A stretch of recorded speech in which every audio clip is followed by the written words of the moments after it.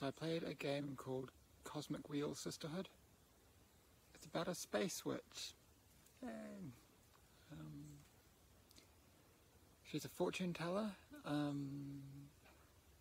So one of the things you do in the game, playing as a fortune teller, is you predict the future. And you do this by reading cards, and random cards come out, and then depending on what the cards are, you have some choice how to interpret them, and what you say is a true prediction of what happens, which is neat, right? Like, that's not something that I believe works like that in the real world, but a game can make that happen.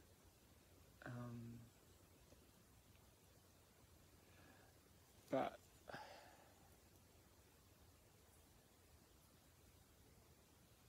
yeah, the fact that you have choice over what prediction you're making, and like if you were just constrained to like correctly pick the one thing that's going to happen, then there wouldn't be a game there. Like, the game is that you're making a choice, and then that's what happens. So like, without like spoiling anything because it's obvious, you're not just predicting the future. You're choosing a future.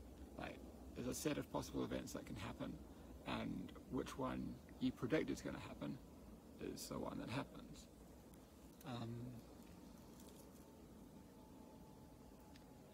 There was a lot of talk a few years ago about ludonarrative dissonance when the story and the mechanics of the game are saying different things, and how that's like probably a bad thing, or at least like, I don't know, one of the things people find to talk about games. And I think this is a really beautiful example of ludonarrative harmony, because the story says you're predicting the future, the game mechanics say you're choosing the future, and like, these are different things, but it's not dissonant because they fit together, and it's nice. It's more than nice, it's deep. Like, the function of fantasy, like as a literary mechanism, is to say true things about the world by taking them a little too far, to the point where they're not true anymore, but like exaggerated, obvious, so that you can see them with more clarity. And so from that way of seeing things, fortune telling, predicting the future, is like, it's a fantasy that someone can look at some cards and see what's going to happen, but the true thing that it's trying to tell us is that we have some, not just some capacity to see the future, but that it's important to look into the future, because seeing it shapes it. Our visions of the future are a factor in determining what happens, and like, you can say that as a completely mundane thing, just like, yeah, of course, like you have to visualize an action before doing it. Like, you can be completely like sucking the magic out of it and just like yeah, like that's obvious, but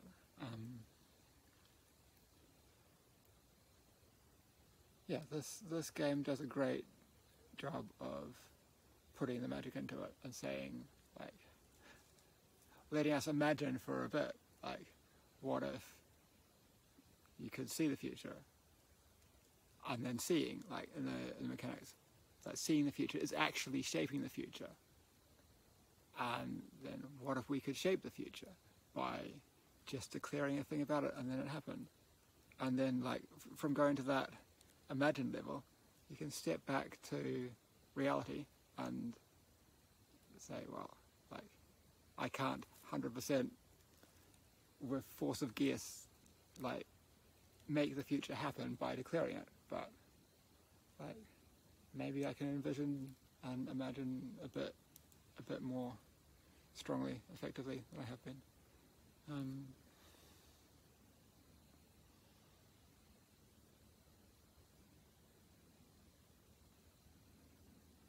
Effectively, like writing fantasy is a form of magic, because you're like enchanting the world and like making the real world magical by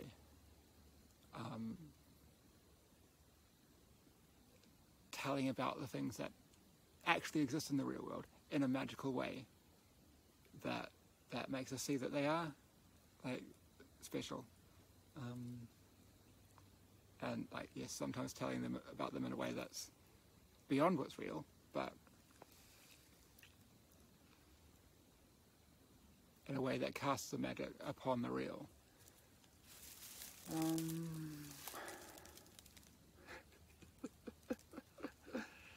Yeah, right. So, like, there is some point in going a bit beyond to step back to what's actually true afterwards, because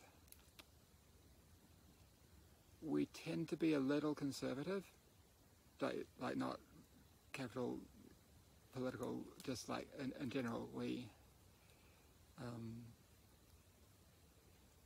underestimate things a bit, and like our mental process of being realistic in general, like obviously like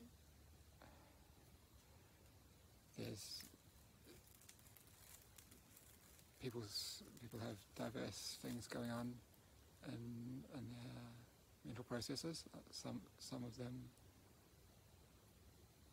really good, some of them making their lives more difficult. Like it's just like I can't make sweeping statements for anyone, but I find in general people underestimate what's possible in terms of like practical things, even if they're at the same time like overestimating what's possible, like in domains outside of their immediate area of effect. There's sort of a tendency to be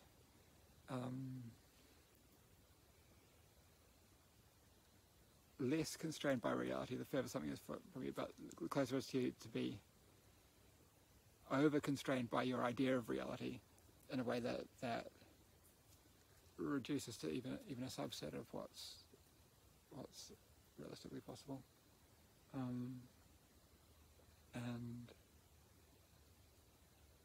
stretching, like going a little bit too far, then you sort of wobble back to like the midpoint.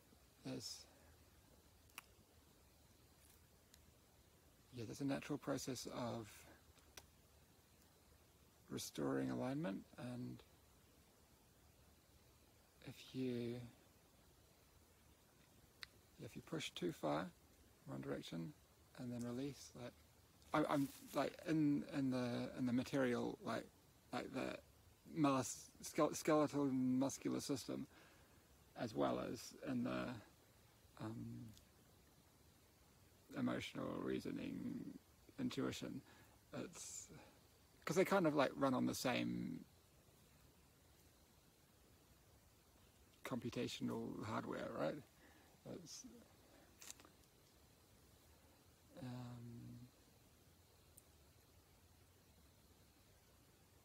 I don't know if I'm being very clear. This is just sort of like go way off on a tangent, but like, so like in a dance class, like you might, one exercise that you might have is like, imagine that you're a tree, and if you like imagine yourself as a tree, you're imposing on your body image a false reality,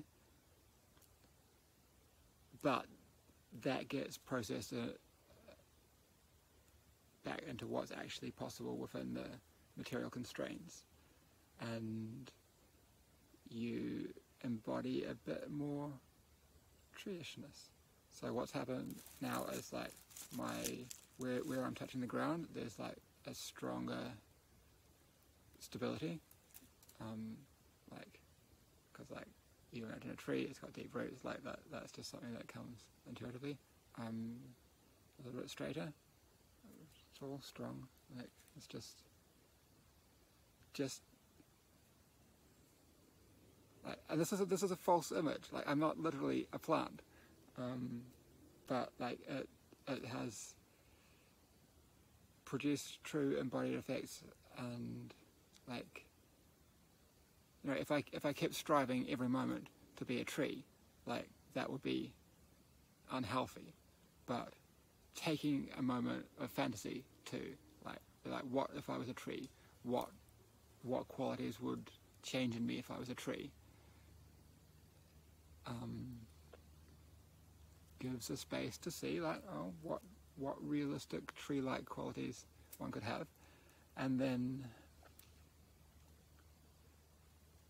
some of those persist. Like, I'm no longer imagining to be a tree, but I still have slightly better posture than 10 minutes ago because I have kept the imagined qualities of a tree that resonated, and so I pulled the system out of equilibrium towards a tree, which is not something that I realistically am, and I let it go, and it wobbled back to not where I was before, not literally a tree. Like, I never got to literally being a tree, like, but it's gone back to somewhere in the middle where.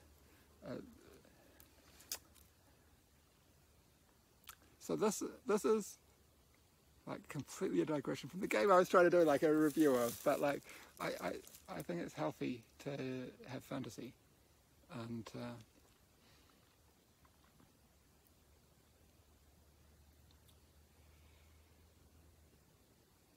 imagine these kind of things. And I'm not like, nobody who's listening to me is going to be like, oh yeah, I thought fantasy was dumb and now I'm convinced, but like whatever. Yeah, so I think it does a great job of giving you this feeling of shaping the future with your words, with your choices, and in a way that reflects back on how you consider your futures in real life. So like, that's a lot for a game to achieve. And even the dialogue choices when you're not doing magic feel weighty. You talk to different characters, and yeah, there's dialogue options that feel like they could have a big impact on their lives, and it really makes one reflect on the weight of words. Like this works in harmony with the prophecies, where your words are literally choosing what happens. Then the other interactions, like you felt the full weight of like just choosing. Now you're talking to someone and you can sort of choose something for them, and like it's not clear if you're gonna, like, it doesn't have the boldness of in the game this is magic, so it will definitely happen, but it's still like you don't know, like if I choose this, will it affect that character's life? Like, there's one scene where there's a new witch being inducted, and you get to name her, and like you're given a choice of characteristics about like what her magic is going to represent, and like it's based on like having like the witches were mortal before they became witches, and so that there's like these real world segments where they are in like normal, and yeah, so like from the conversation with her, like she's mentioned things that she was into in the normal world, so it's like electronic music and cooking and spicy food and gardening and like some other things, and like I don't remember, like that's just like around a list of things, and I chose one element from the list because I just like I felt like made sense from that conversation, and then like magic happened and her like whole character design changed, and she's like now a witch expressing that concept that I'd chosen, and like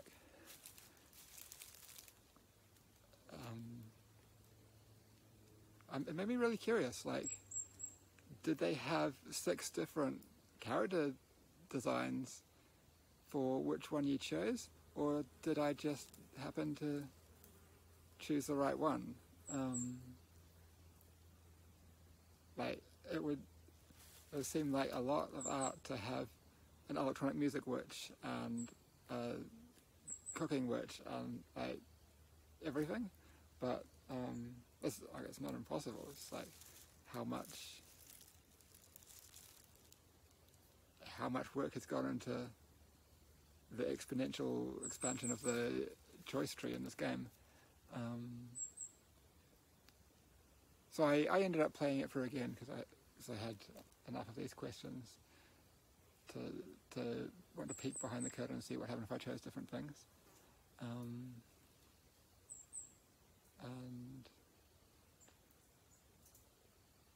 yeah, with a lot of these interactions, I found that what I chose in the first time through, based on like what seemed like the best fit for the characters, was the right choice. And like if I chose something else, it was just like that doesn't really fit. Like it's still like branched out from them, but it could have been the other way around. It could have been that like you could just choose anything you think of, and like they had the content to make that be as a perfect fit. Like that's a way it could have worked, but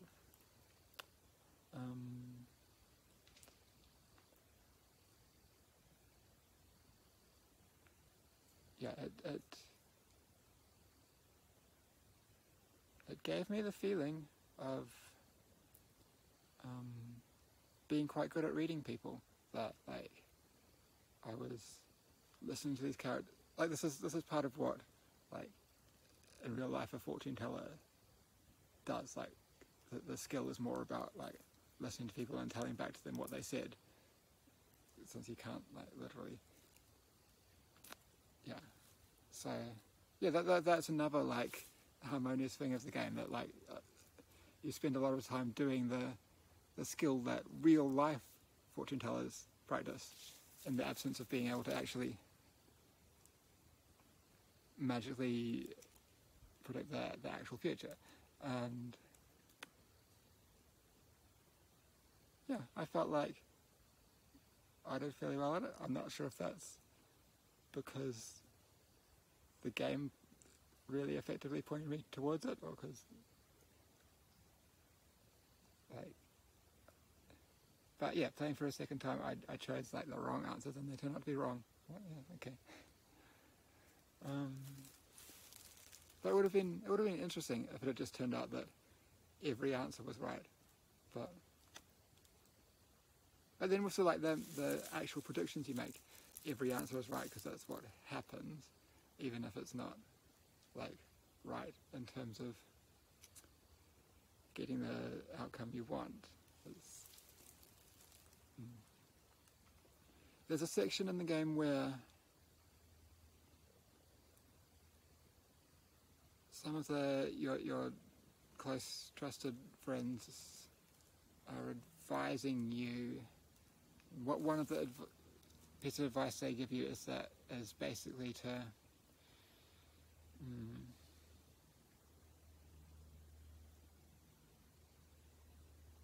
go along with what other people are doing, like to like fit what people's expectations are, so that more people will like you. Like that's like quite an abstract representation of it.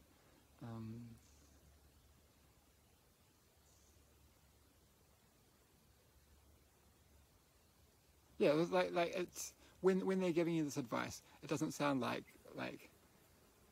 sell out and conform just so people like you. They're like it's. I can't remember the exact wording of it now, so I can't really explain how it's. It seems like good advice, and it seemed very sensible. And on my first playthrough, I did. So I'm mostly choosing what feels like the best fit for the character, but because the advice here is to at least somewhat conform with these, I'll pick one of these aspects to conform in, and then like I think that was just the wrong choice and locked me out of the best ending. I'm like, that's like a really nice thing. It's like saying, yeah, to get the best outcomes in the game, you have to do what's in harmony with your own character, the character you're playing as, and in interaction with other people, do what is like listen to who they are and do what is in alignment with who they are, within what's in alignment with who you are. And even when well-meaning friends advise you to step outside of that, you actually get the best outcome by doing what's the most from you. Like that's, I mean, you can agree with that or not, but like it's a life lesson. Yeah, good game.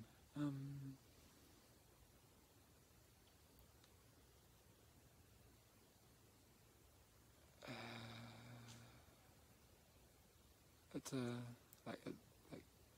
it's a lockdown game. It was made a lot across the pandemic, and is part of it's about processing that isolation. So that's resonant. But I think a lot of people, from the writing I've seen about it, lots of people are like, look, pandemic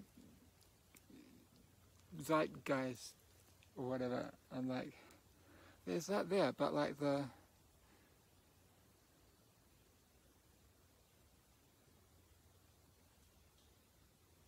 yeah, I don't think that's not the main thing. Like for me, the main thing is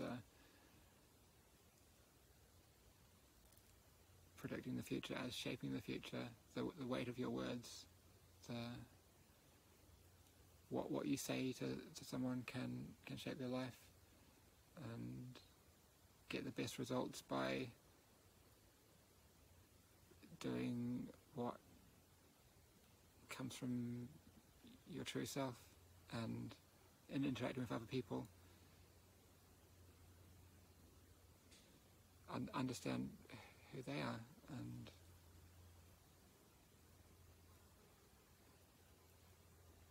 what.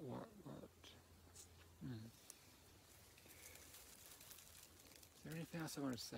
Space witches are cool.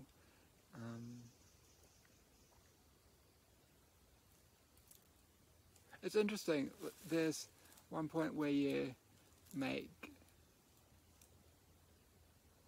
a prediction that has massive sweeping consequences for billions of people, and it's like that feels like the least important one of them all, because like it doesn't really matter in the game.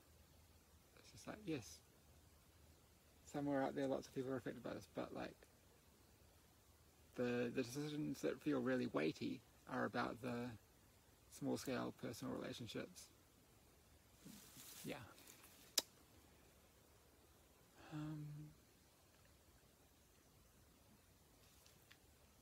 Thanks for listening.